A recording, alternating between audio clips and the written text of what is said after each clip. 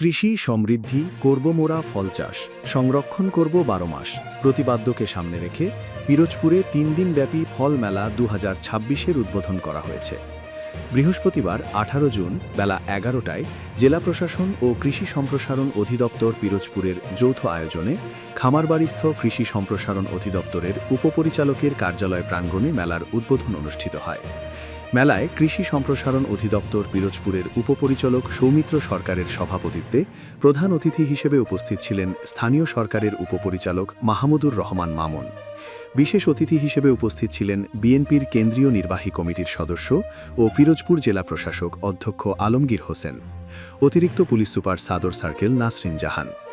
অনুষ্ঠিত উদ্বোধনী অনুষ্ঠানে সরকারি বিভিন্ন দপ্তরের কর্মকর্তা, কৃষক, কৃষি উদ্যোক্তা এবং বিভিন্ন শিক্ষা প্রতিষ্ঠানের শিক্ষক শিক্ষার্থীরা অংশগ্রহণ করেন।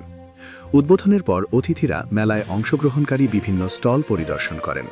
স্টলগুলোতে দেশীয় ও বিদেশি বিভিন্ন জাতের ফল, ফলজাত পণ্য এবং আধুনিক ফল চাষ প্রযুক্তি প্রদর্শন করা হয়। দর্শনার্থীরা ফল উৎপাদন, সংরক্ষণ ও বাজারজাতকরণ সম্পর্কিত নানা তথ্য জানতে পারেন।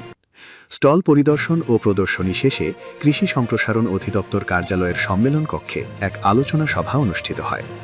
সভায় বক্তারা বলেন, ফল মানুষের পুষ্টি চাহিদা পূরণের অন্যতম প্রধান উৎস। ফল চাষ সম্প্রসারণের মাধ্যমে কৃষকের আয় বৃদ্ধি, পুষ্টি নিরাপত্তা নিশ্চিতকরণ এবং কৃষিভিত্তিক অর্থনীতিকে আরও সমৃদ্ধ করা সম্ভব। বক্তারা নিরাপদ ও বিষমুক্ত ফল উৎপাদন, ফল সংরক্ষণ প্রযুক্তির ব্যবহার এবং ফল প্রক্রিয়াজাতকরণের ওপর গুরুত্বারোপ করেন।